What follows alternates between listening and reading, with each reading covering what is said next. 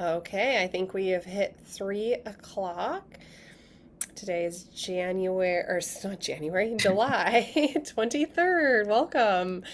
Today is our first series for our Zoom series. So, welcome everybody. Today, our focused Zoom series kicks off on the proposed updates to the City of Yachats Title IX Land Use Code for Housing. Today's specific topic is regarding parking. I want to begin by assuring you that these conversations are just as important to the city's staff, planning commission, and city council as they are to you as residents and neighbors. Housing and land use are deeply personal and vital to the fabric of our community. A tremendous amount of hard work has been poured into this effort by our city staff and our planning commission. Our collective goal is to ensure that these updates ultimately become the best version that can be for Yachats, serving our community effectively right now while looking thoughtfully for towards the future. No matter what the final outcome looks like, it is the city's fundamental responsibility to evaluate this hard subject matter, as we are committed to doing so thoroughly. So today, before we dive in, I'm going to cover our agenda, which will be the roadmap for this session. So first, we'll start with our city planner, Catherine Gunther, and vice chair of the Planning Commission, Mary Abbey. Hi, Mary and Catherine. You want to introduce yourselves? Hi. Or say hi, wave for a second. They will provide a brief overview of the parking topic, our current parking regulations, and what is being proposed. After they do their intro and review of the topic, we will discuss and address key sentiments, themes, and questions that were gathered during our recent in-person.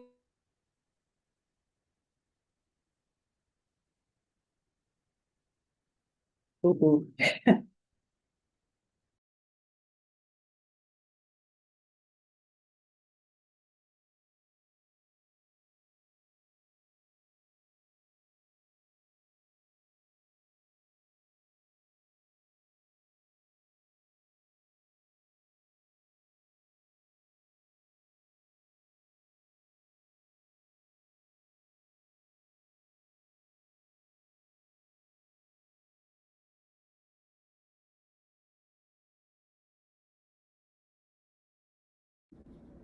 I lost you for a minute there, sorry.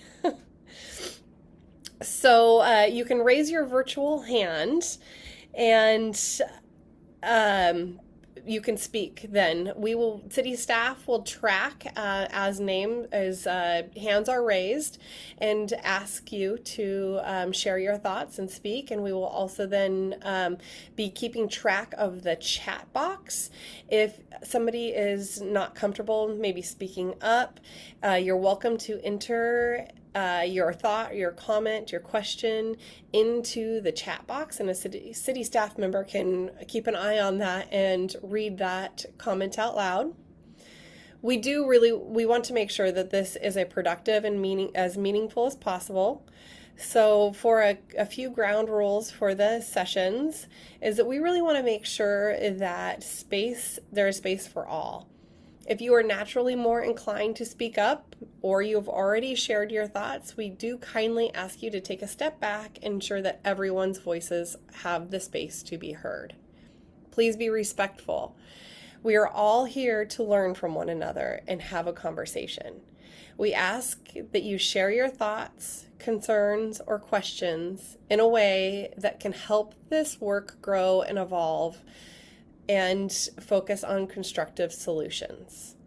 Finally, let's keep this conversation topic specific to parking and traffic. There will be upcoming Zooms with a variety of different topics and future conversations around those different topics. So thank you again for your partnership in this process. And with that, I will turn it over to Catherine and Mary to kick off the overview. Thanks, Bobby. I'm Thanks, going to kick Bobby. it to Mary. Well, basically, if if you really want to get into the total nitty-gritty of um, all of the parking issues, as far as what we have on paper, it's under chapter 9.48, off-street parking and loading. Now, on paper, it looks pretty cut and dried. I mean, you kind of look at it and you go, oh, there's, one space here, two spaces there. But in fact, actually, it's really fairly complex because when you look at it, we have we have 5 different zones defined that all have parking involved in it. And then we have 8 different types of housing involved in determining parking. And so, really and truly, that doesn't even bring into account things like holidays, weekends, um, all the different other aspects of parking that go on in the city. So, really and truly, parking becomes a little more complex than just a simple page that says 2 spots here, 1 spot there. And I mean, truly, when you get into parking, it has some nuances. So what we're trying to do is we're trying to come up with a way of allowing people to have adequate parking with the types of housing that they're looking for. And in essence, what happens is we've got a couple of spaces for uh, detached single dwelling units. And I know a lot of people used to call it family Yeah. single dwelling. Single family residential is Yeah, probably the and term. family Yeah. residential. But if the reason that that's been changed is that is because the Yahat's definition of single family dwelling was really kind of draconian, to Well, be true. the state has gotten away from the use of that term because basically it's been decided it's not really up to the state or the city of Yahats to define what constitutes a family. So moving from that concept to more of a what's a household, who's living under one roof, sharing one kitchen. So you will hear us use the term detached single unit. It's what we used to call single family residence. So that's kind of where that particular piece comes in. So just to kind of define some terms that we need to be utilizing or that we're trying to utilize. It's a little challenging sometimes to make that change. So that's one thing. And when we look at 8 different types of family housing or housing types that we define things like that detached single unit. We define things like ADUs, cottage clusters, duplexes, townhouses, triplexes, quadplexes, single room occupancy. And then, of course, the commercial zone, which, my gosh, even includes things like bowling alleys. Dance hall and skating rink would have a parking requirement should we need it. So again, like I said, it may appear to be kind of a simple little 1, 2, 3 thing on paper, but it actually becomes a little more complex. So do we have a question or a comment or? Do you want to briefly discuss, just maybe hit on the proposed changes between what's in our current code Okay, and what would be different under the proposed changes? Some of the differences are because we are defining new types of housing and we don't have a current standard for something like cottage clusters. right. But there are very few changes to what we already have. In other words, single dwelling unit has always been 2 spaces per dwelling. That's proposed to remain the same. Take it from there. Then what we do is we look at if an option of ADUs is adopted, it's going to be one off-street parking spot for the ADU, in addition to the 2 spaces that we're requiring for the dwelling single unit. So then duplexes, what we're looking at is the possibility of 3 spaces. And there's some debate going on about that, and we're kind of following that through. Cottage clusters, we're looking at 1.5 spaces per unit. And single room occupancies, what we're looking at is we're looking at 2 spaces per 3 units for the smaller units of 4 to 6 units. If we look at our 2 space zoning, what we have is, again, we're looking at 2 spots, which is unchanged for the dwelling single unit. We're looking at 3 if we add an ADU to the household. We're looking at 3 spaces for duplexes, 3 spaces for triplexes, or 5 spaces for triplexes, excuse me. Cottage clusters are going to remain at 1.5 per unit. And again, that the single residential units are 2 spaces for 3 units. And in townhouses, what we're looking at is 1.5 spaces per unit. And If we Catherine go and Mary, do you to, want to put up the chart that you guys made to show that while you're sure, talking about them, so people can read along? Thank you.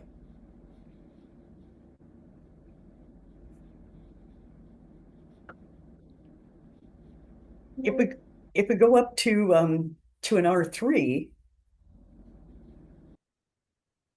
we still remain at 2 spaces for the dwelling, for the detached single unit, which is the same as what it has been. We're looking at, again, adding, if you have an ADU in there, we're adding a single space onto that, so that would be 3 spaces. If you have a duplex, we had 4 spaces prior, and now what we're doing is we're looking at a duplex with 3. A triplex had 5, and that's remained exactly the same in the R3. A quadruplex had 6, and that's remaining exactly the same. And the multi-units, sorry, of 1.5 units of parking per unit of multi-units. Cottage clusters is 1.5. And SROs are 2 spaces for every 3 units. And if it's 6+ units in an SRO, then what we do is we go to 1.5 spaces per 3 units. The townhouses are 1.5 spaces per unit. In R4, we're moving into that, and what we've previously had is 2 spaces for the detached dwelling unit, which is unchanged. Again, if you add an ADU, that would remain 1 additional space into the detached single unit parking, so a total of 3. The duplex, which was 4 spaces in R4, is now down to 3. The triplex, which was 5 spaces, remains unchanged at 5. The quadruplex, which was 6 spaces, remain unchanged at 6. And multi-units, which was 1.5 units per spaces per unit, remains unchanged at 1.5 spaces per unit. Cottage clusters would be 1.5 spaces per unit. SROs would be, in the smaller units, would be 2 spaces per 3 units. In the larger 6+ units would be 1.5 spaces per 3 units. And in the townhouse, it would be 1.5 spaces per unit. So really what happens is that if you look at it, we've kind of made some changes in essentially the duplex parking by bringing it down a little bit and remaining the same with triplexes, quadruplexes, and multi-units. So that's one of the things that, we're looking at. There has been debate about whether or not to put in 2 additional spaces or 1 additional space in the duplex to make it 4 spaces as it has been in the past, versus 3. But one of the things we're looking at again is that the amount of coverage that that we have on the lot, and trying to make it so that we retain a little more space that's greenery versus potentially gravel or asphalt. And that's the trade-off. One of the comments that, well, two comments that we hear frequently, concerns about parking, but also concerns about loss of green space. And unfortunately, those two are not compatible goals. For every parking space we require, we are requiring some additional gravel or pavement, possibly removal of trees or other green space. So finding that balance has sort of been the goal. In our current code, rule of thumb is pretty simple. It's 2 spaces required for a single dwelling unit or duplex, and then 1.5 spaces for multifamily, everything else. So the bigger the building, the smaller the requirement per unit, but that seems to have worked out pretty well for us. And that theme is kind of being carried through in the proposed changes, with the exception of the duplex. And as Mary pointed out, that's something there's been a lot of discussion around. A lot of people uncomfortable with the idea of reducing that off-street parking requirement for 4 spaces to 3. So I think that's something that you're likely to hear a lot of discussion about during the public hearing process. And one of the things that we based that on was the housing for lower income that went in. And so you can talk a little bit about that. And yeah, we learned some things about our parking requirements from the Fistera project. Right. And Lane Morrill, who was the developer for both the Fistera projects and Aqua Vista Squares, which are the affordable housing, affordable with capital A housing townhouses, he did a lot of follow-up on the use of those parking lots. So we held him to our current standards, and he went out and took pictures different days of the week, different months of the year, different times of day, and sort of convinced the planning commission at that point that those lots were really underutilized, that maybe our parking standards were a little too onerous, especially for those smaller units designed for lower rents, that those proved not to always be 2-vehicle households. So, but that's, like I said, there are very few changes being proposed to our current parking requirements. Now we just sort of lump all the multi-unit stuff into one bucket. But if you're looking at a cottage cluster and you have 5 units that are in a detached but in a cluster, it's probably reasonable to believe that the parking requirement should be this equivalent to if those were 5 units in a multi-unit all under one roof. So that's sort of where this came from. It wasn't just pulling numbers out of thin air. And I think all of those, that there'll be some healthy discussion during public hearings. And one of the things that happens is that, when you have a half, doesn't it round up? Yeah. It's like that's a question I hear a lot. What the heck's a half a parking space? So yes, you round up to the nearest whole number. Okay, Catherine and Mary, thank you so much for that kind of overview and kicking us off with the subject of parking and going over what the current spaces are and what's being proposed. We can go into some questions now and just some conversation if people are ready for that. I see Jerry Daniels has raised his hand. Jerry, would you like to unmute yourself and introduce yourself and your topic? Hear your question, concern, comment?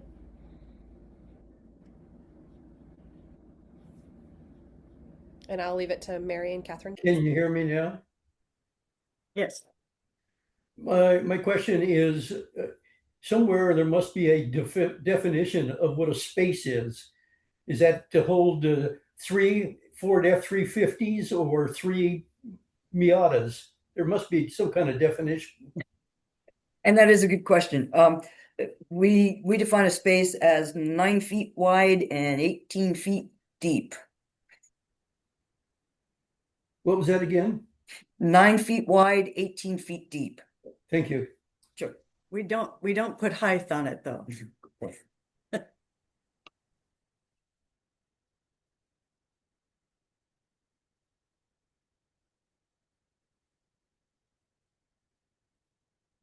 Uh-oh, we didn't, Uh-oh, we should have planned a musical number. we should.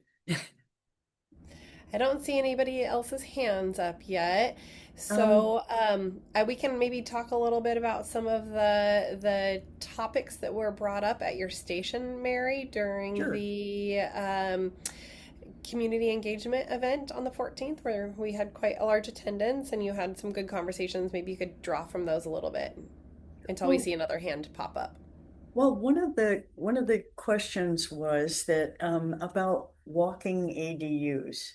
In other words, do we need a parking space if there's a walking a person that's going to be? Now, that's a really interesting question, and kind of the way that I looked at it was, gosh, if you wanted to sell your house and you had an ADU there without the parking space, that might not be a really good advertisement for someone buying the house, because essentially you need to have 3 parking spaces. Well, and I hear this a lot when I tell people are just building a single unit and they say, we only have one car and it is a Miata or I've got a Mini Cooper or something like that. So that's all well and good. But then when you sell your house to the guy with 2 F-150s, we're going to have a problem. So the idea is to design the standards not just for the current owner or resident, but for future use.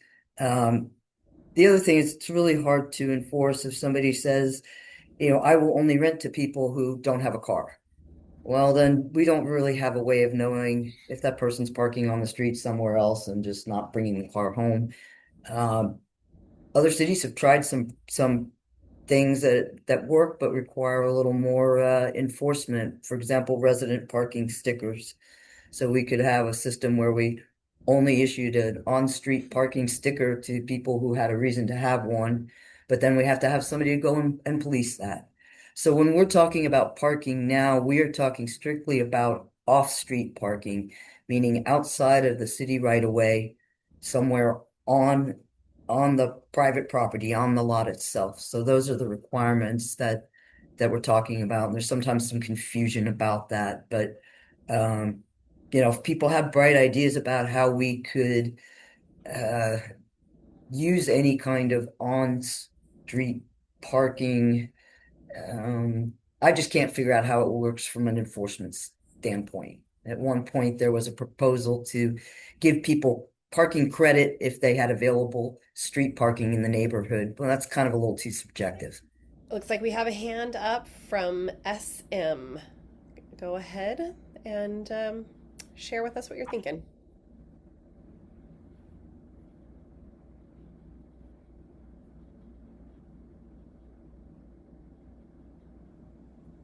It's Sue May. Hi, Sue. Hey, Sue. Hi, Hi. Sue. So, if you only have 3 parking places for a duplex and it's sitting somewhere on a street that's not Second Street, where's that fourth car going to go when it does come? Because most people, or the fifth or sixth, when I have somebody in that duplex that has that extra person with them, that 3 family person. So I have a room for 3 cars. Where are you going to put that other car? You're going to ask them to go down to the state park and park it there? You're going to ask them to park it on the right of way? Think about it at my house up on Horizon Hill. Where would I go with that car? Can I? Go ahead. I mean, that is a valid concern, and we kind of have that problem already. I'm thinking about some of my neighbors where I would never attempt to park at their house if I was going to visit them. They have their required 2 spaces, they take them both up. If they have people over, yeah, you do it on foot or you park somewhere else. No, So, Catherine, you're saying when you go visit them. I'm saying that there's going to be two cars at each one of those duplexes because everybody owns a car, pretty much. Where is that fourth car going to go every single day? Not well, and I coming to guess that's visit, they live there. I guess see that's why that's one of the things that is under a lot of discussion. Our current code requires that fourth space. The proposed draft drops it to 3, but that's not a given. And I suspect we'll hear a lot of that kind of comment. And both planning commission and or council may decide that that's not a good idea to drop that by 1 car. And I'll then say that that is something that's already been discussed heavily in our line by line review and is on the list of things to bring back to discussion when we have a chance to vote on all of the different topics that are they're really evaluating right now. So Okay, thank you. I'd say that they're definitely hearing the residents with that sentiment, and that you're not the only one that's brought that up, Sue. Yeah. Thank you.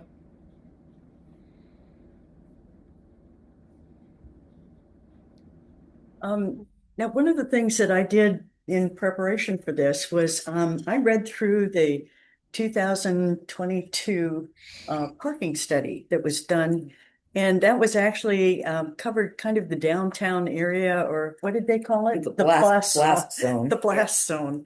And it was a really interesting parking study. I found it kind of fascinating because it was done right at this time of year, Yeah. shortly after the 4th of July. It like the 17th of July. That sounds about right. And actually it's available on the document site of the Mahat City website. And it's kind of a really interesting study in that what it did was it took a look at how parking was divided up and what was going on, as well as traffic flow, and looking at what some of the options were to try and mitigate some of the problems that people were having with traffic. And it was actually done on a weekend, so through part of a weekend, so Yep.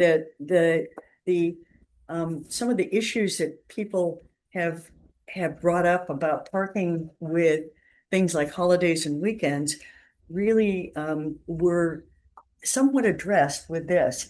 And I wanted to throw it just for a moment to Bobby to talk about the trolley and what she's seeing as far as that doing the ridership and things like that to assist with some of the visitor traffic and parking issues that we have. Because obviously this is, this is a vacation place, and as the trolley is going in the background right behind us. Today is trolley day. Today is City trolley Hall. day. We've had more inquiries. I've handed out more schedules. And before we throw it to Bobby, one of the things that came out of that parking study, the guy who did it, he really did study it. He walked around town all day on a Saturday, Sunday, came back on a weekday, noticed the pattern of usage, the people who park at C&K Market for 4 hours, pop into the store, but then use that as a place to park while they go to the state park or other shops. He looked at the toll that employee parking is taking downtown. If somebody goes to work at the Drift Inn, they arrive at 7:30 in the morning and maybe they work an 8 or 10-hour shift. That space that could be turning over every 60 or 90 minutes is basically monopolized by employee parking, particularly in that downtown area. So he had some interesting recommendations for how we manage some of that. And the trolley was part of it, that hopefully some people, if it stops in front of the Adobe and people think this is fun, let's get on the trolley instead of parking in the C&K Market and doing our walking tour of town. Hopefully they just went by us on the trolley. And it does seem to be, I noticed the first couple of weeks, it seemed to be more of a spectator sport. Everybody would point and comment on the trolley, but there didn't seem to be too many people riding it. That seems to have changed just in the last week or so, Bobby. I don't know if you have ridership statistics. I do. Yeah, we get them each week from the previous weekend, and the first couple weeks we were running, it was Saturday and Sunday only, and people were kind of just getting the gist of it being back on, and we were seeing about 100 riders in the weekend. And then as we went and school was out, so our drivers were more available then to start the Thursday through Sunday route. We started that in June on the 11th, and our ridership has been between 200 and 450 riders in a weekend, Thursday to Sunday. So I was just noticing today, every single time I've seen it pass by, it's been at least halfway full. So it's still on a Thursday, it's getting a good ridership. Sunday and Saturday are definitely the highest numbers. But on those days that we get the 200 the lower end of our ridership for the weekend, that's at least 100 vehicles that didn't try to drive or park somewhere in town. So that to me is a success. Even if it's a local using it, they're not driving to get to whatever pullout or hike or whatnot that their destination might have been.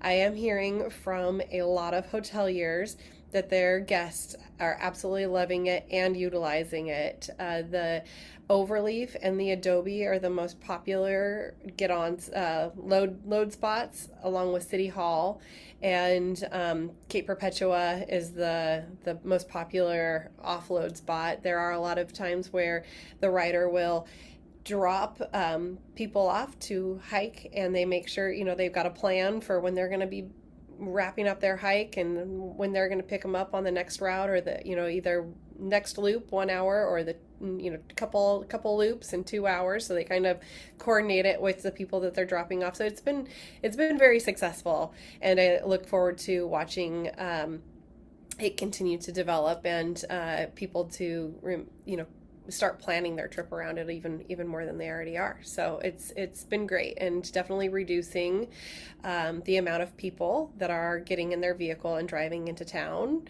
and or to one of our hiking destinations.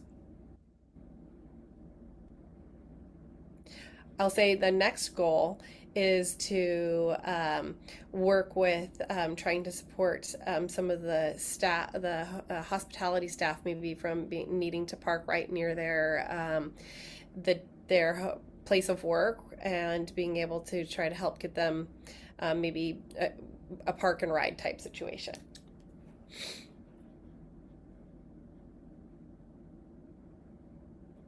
So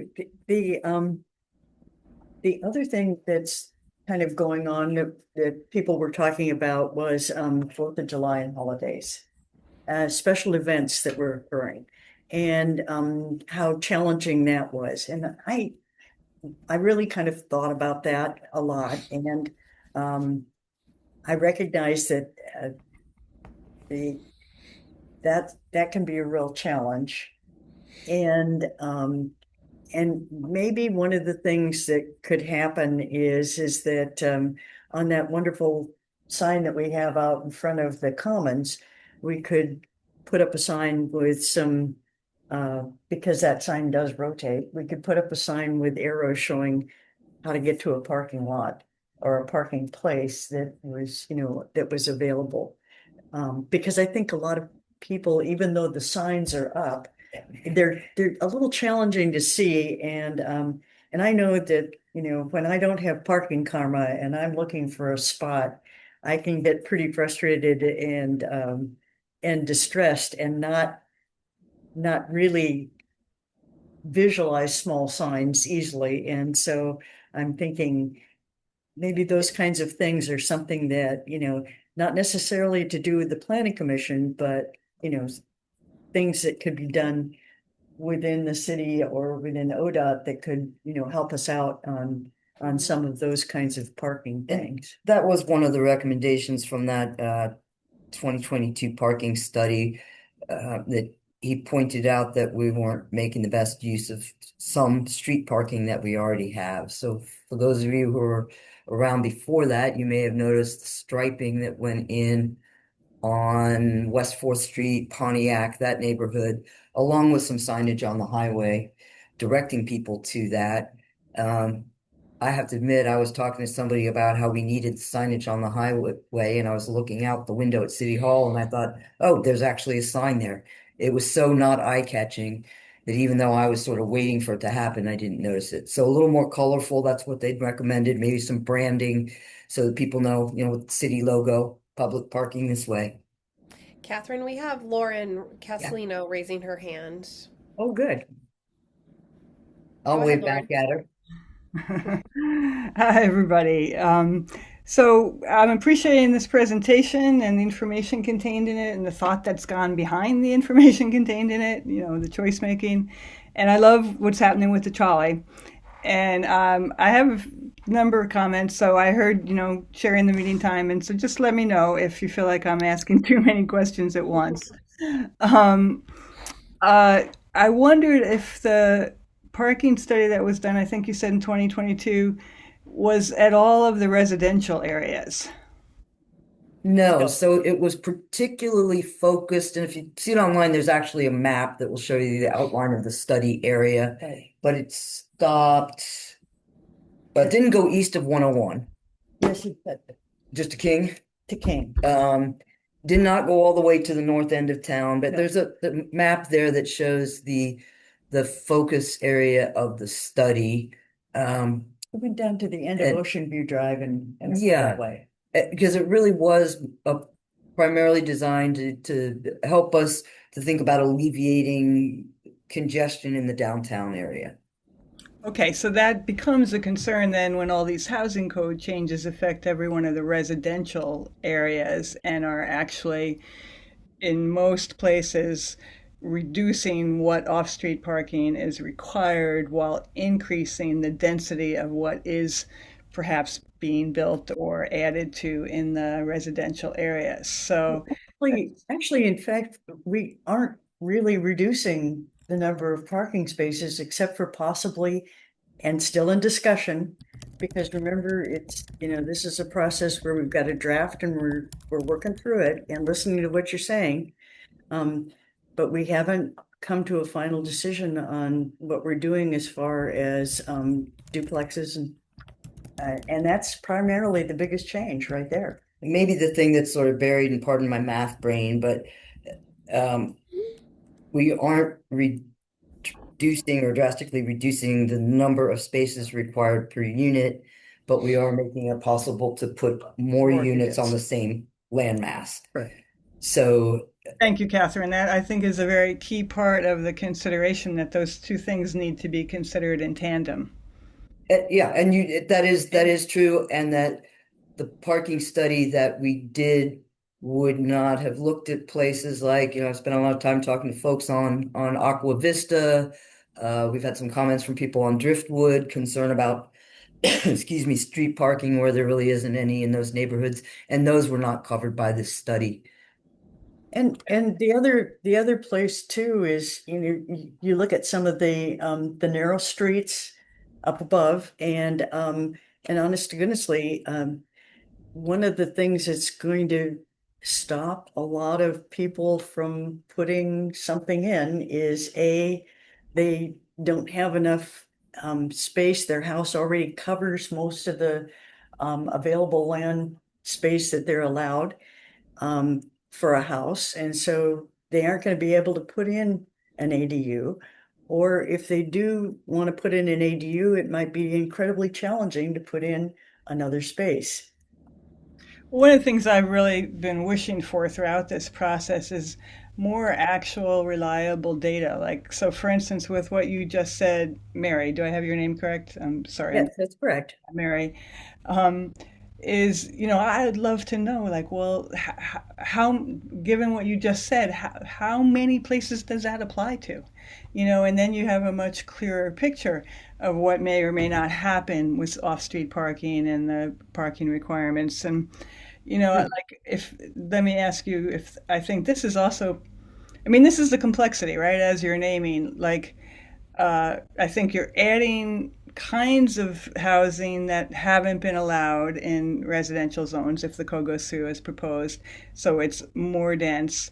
So, whatever exists now has to be considered in light of greatly increased density. But I think I saw that you're considering making it mandatory for anyone who is building or I guess renovating, I would like to ask, or putting an ADU or duplex on their lot, for them to build at the absolute maximum density. In other words, no flexibility, with how someone uses their land and property. And actually maximum density, and what would that mean in terms of parking then? Well, first of all, as far as the building to the maximum density, no, with the exception of commercial. So there are some in the residential zones. I'll stick with R1 just because there's just similarity, but let's talk about R1. There's where there seems to be the most concern about increased density. You can still build single dwelling unit, nothing else.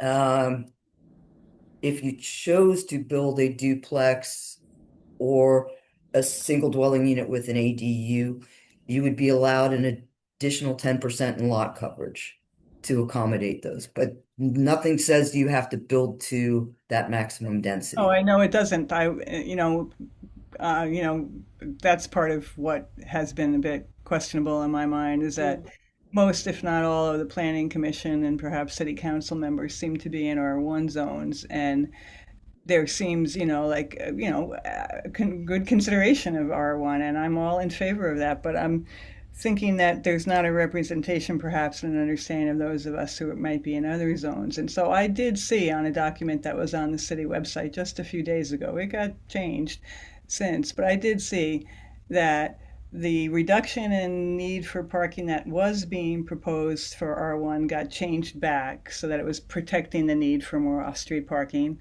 on R1 with building. And then the consideration of forcing, as I understood it, R3 and R4, if it was new building, or this is the part that wasn't clear to me, additional building to be done at the maximum density, like no other way. And so that felt like, Lauren, are you talking about the list that was on the planning commission's meeting material on Tuesday with the notes of it was things like, for them to re-review? yes, it was that. Yeah, okay. So that it was a topic when they were going through the line by line, like if it is, with these higher density lots, do we want to try to make sure that people, and it would be grandfathering in, and Mary and Catherine, correct me if I speak wrong, because this was a topic as we were going through the line by line. It's not currently in our code, but it was something that they wanted to bring back into discussion. And so R3, R4, those are higher density. So requiring those higher density lots to build higher if they were to be sold. So whoever owns those now, they would be considered grandfathered in. So that was the discussion that was happening. That is not part of the code right now. That was just part of the things to come back to. So Catherine, you can speak to that Yeah, 'cause I you know just saw me twitch, right? you have some other feelings Let me about take it that a step too. back Yeah. to what's actually in the draft, what is currently proposed Mhm. language. And Lauren, without getting too personal, I know you're in the R3 zone, so I'm going to use that. So in the R3 zone, in R3 and R4 now, there is a proposed minimum density. But the minimum density that you're required to build to is not the maximum density. Does that make sense? So in the R3, It does, but that wasn't what the edited notes said. The edited notes were proposing actually making it necessary to build to maximum density. and I'm sorry if I don't know what notes exactly, It's maybe, the list of that came from the review, the line by line review that are to be discussed oh, further. okay. So, It's not in our code right now. It was something and that a it's not in commission the member proposed brought up. draft, but would Yeah. be something that probably there'll be Mm-hmm. some discussion about. So yeah, in our current code, no such thing as a minimum Mm-hmm. density. You build whatever you want. In the proposed changes, only in the R3 and R4 NC1, but I'm going to focus just on the residential because commercial is a whole nother animal. But in the R3 and the R4, the proposal is a minimum density of 1 unit per 5,000 square feet of land area. So that's not super dense. Catherine, I'm not Um, sure you're understanding what I'm bringing forth. Try me again then. Okay, thanks. Um, it's not in the code yet, but it was something that clearly got brought up as something that perhaps Mm-hmm. wanted to be put in the code. And I see you nodding, Bobby, so I'm Mm-hmm. speaking accurately here. Mm-hmm. I am always trying to do. And it did say requiring maximum density in R3 and R4. So And Lauren, Yeah. let me just and Catherine, let me jump in really quick. So So, that was remember that's a note for the planning commission to discuss. That was something that came up when they went through that part of the code.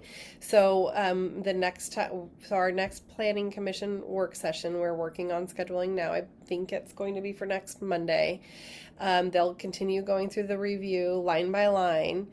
And once we're done going through the review line by line, we have this list that's been compiled, and we'll go through the list and we're going to say, keep it, no, keep it, further discussion, no, like it's going to be going through that whole list.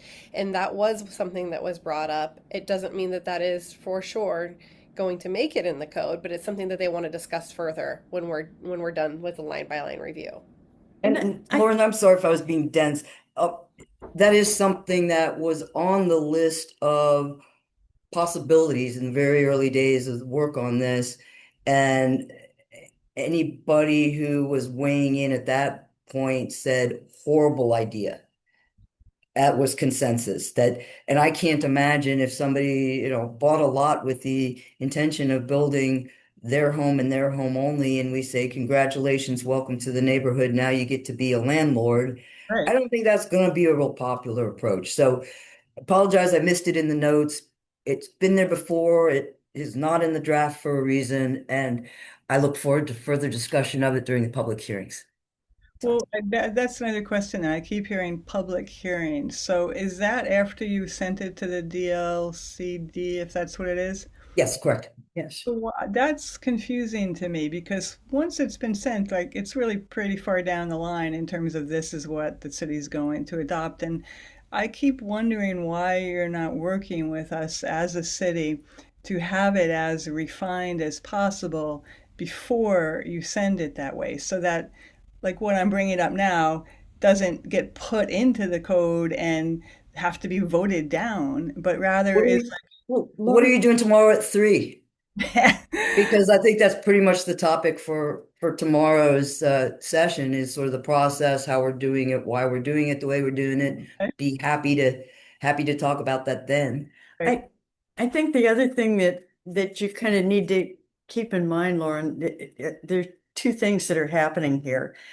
One of the things is Bobby's been really good about writing down all the things that people within the commission, ideas, concepts, um, tossing out. We're working through this process, and you know how you've been saying, what about the downsides? What about the upsides? Well, that's one of the things that we've been doing. We've been writing down ideas that have come up, and then what we're talking about in our discussions and what will be done, in the public meetings is that'll be the time when everybody goes through what's the upside, what's the downside, how are we going to come down to the final decision on it. The DLCC, that the nice part about sending some of this stuff out early for them to take a look at is that they can actually sit there and say, boy, that's a really terrible idea. Don't even bring that up. And I don't want to get too much into it because we really will have an hour to talk about it tomorrow. But Yeah. basically, their role is just to make sure we're not violating any state or federal law. They don't weigh in one way or the other on the merit of the content. Just But I can explain why that's working the way that's working, and I will gladly get into it in depth tomorrow. And if you can't make it tomorrow, I'll send you a link. I'm put it on my notes of things to address tomorrow. Any more parking centered questions? I do have more, but I want to give other people a chance. Sure. Other people might be appreciating your questions too, so they don't have to ask them, but it might be thinking the same thing. So, but let's keep them parking focused. Yeah, and tomorrow we'll be going into a lot of the history and the process. So me again? Oh, we you're got up. Sue May with her hand up. Oh, And I don't want to dominate either. I just have a kind of a hypothetical about parking and ADUs, especially up in our residential zones, our R1s, I can see that a lot of people will jump up and down and say, oh my gosh, I get to enclose my garage and make an ADU after this, if these code changes went in. So that doesn't require a building permit. That doesn't require you to know anything about it, Catherine. It doesn't require anybody to come up and look for a parking place. How are you going to I know? would, well, let's stop right there because no, I Okay. wouldn't agree with several. When you say enclose their garage, Yeah. was it a carport before or No, no, the, no. I'm my garage door's shut. Now I'm going to put a door in the oh, side and close your I'm making garage, an sorry. ADU out of it. Sure, okay. I heard It's enclose, but yes, got it. So no, you're, I did say enclose. I'm sorry. okay. Use their garage as an ADU. So they're not changing the footprint of their property at all. They're just going inside, putting in a toilet, putting in a sink, and calling it good. You don't know about that. There's Well, no those, building. that does require permits Yeah. unless they had It that bathroom requires, in the it garage does not before. building permits. How would you Absolutely. know? Yep. What do you mean? How would I know? Oh, a building permit to enclose your own If footprint? you're putting a bathroom in your garage, I hope you're pulling a permit. If Oh, you, yeah. yeah, so yeah, I would know. Okay. I didn't realize If you're that putting a helps. kitchen in, which you would have to do for it to meet the An definition of an ADU. ADU, I would know. Okay. All right. I didn't And realize believe that. me, I monitor that. I just pulled one. I had a illegal ADU sighting just this morning. So I drove by the house, no signs of anything exterior happening. Checked the county building permitting database. Yeah, that's a part of what I do. Well, and then That's I also note really quick with that that when they do a permit to create an ADU and do the plumbing and the kitchen and everything like that, that's where right now it's required one off-street parking. So then Catherine would definitely be making sure that they have the one off-street parking as well that's required for each In addition ADU. to two parking spaces Correct. for their Yep. regular. Well, yeah, if they're doing a garage conversion, then we're going to be talking a lot about parking because they've just eliminated potentially right. two spaces Two by a spaces. garage conversion. So Yeah. parking's going to be the topic. Yeah. Okay. I did not realize that you had involvement to that if it was something that did not change the actual footprint of the No, property. gotcha. Yeah, I don't have to approve it, but I sure have access to it. So I'm watching everything that's going on inside the city limits. I frequently get questions from people saying, my neighbor's been up to something, what's going on? And that's the first thing I do is go to the permitting database and see what permits have been pulled. So yeah, I have complete access to all that information. And most people come in here anyway because they don't necessarily understand how our relationship works with the county on permitting. So And the one other, And then they'd be required for a permit to have an ADU. the other thing that you need to look at too is the fact that the our our fire marshal is really interested in knowing that those kinds of things are safe, that people have egresses and things like that. And so that's another spot that really gets uh, pointed to when people are looking at converting areas to ADUs. Yeah, and that is my big concern that, if people are trying to close their garage door and get away with something, I know you're not doing that, Sue, but no, I'm not. then the fear is that then we end up with something that is just unsafe, a sleeping area without proper egress, or there's not the proper fire protection between a garage and a sleeping area. So we're going to try and make it as easy as possible for people to do things the right way. Uh, no one, and I'm sure there are people sneaking around doing stuff now. There's only so much I can do without peering through people's windows, but the idea is to make it all as safe as possible, and mostly when it comes to sleeping areas.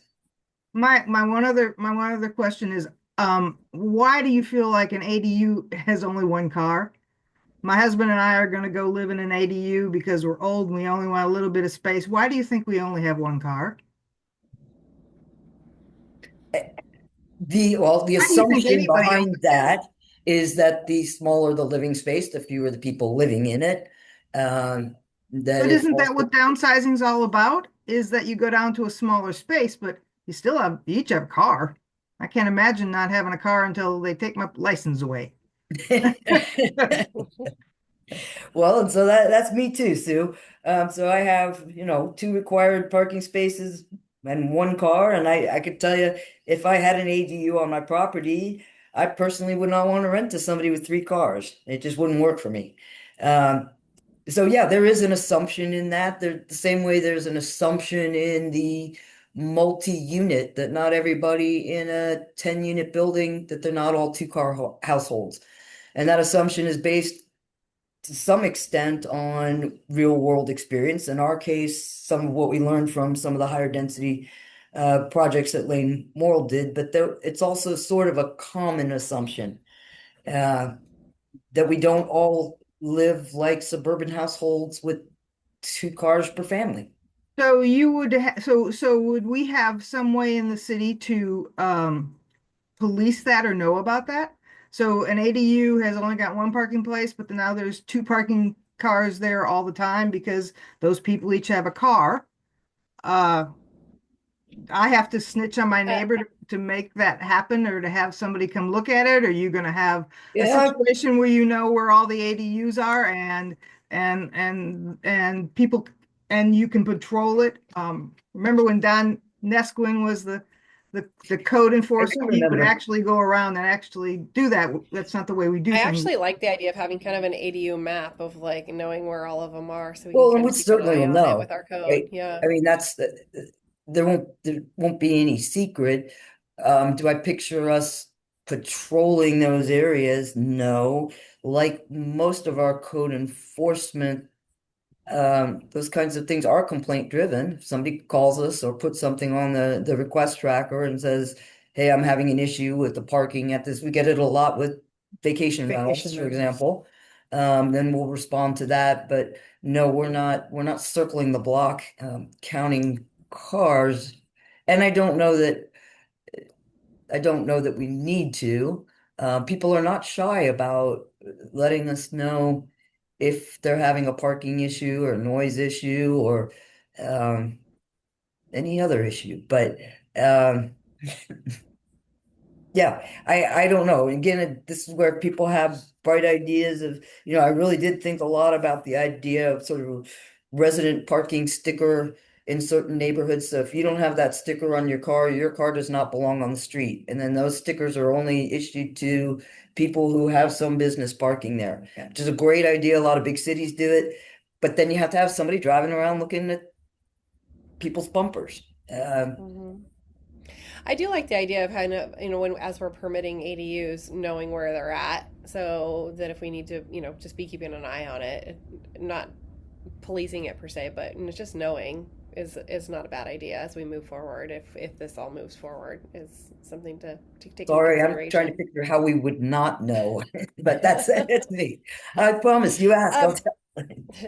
I'm gonna say we have just a couple minutes left. Do we want to get one more question in, and then I will do a closing statement, or shall I just go for closing statement here? What do we? Lauren, you said you had another question. Is it parking specific?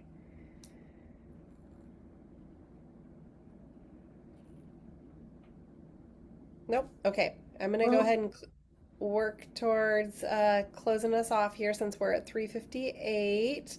Um, so tomorrow is our next Zoom series session, and that will be focused on the history of this work, kind of the overall overarching questions that we might have about the work, the process, kind of similar to Lauren's question earlier about DLCD, more inquiries about how that all works, how the public hearing process works.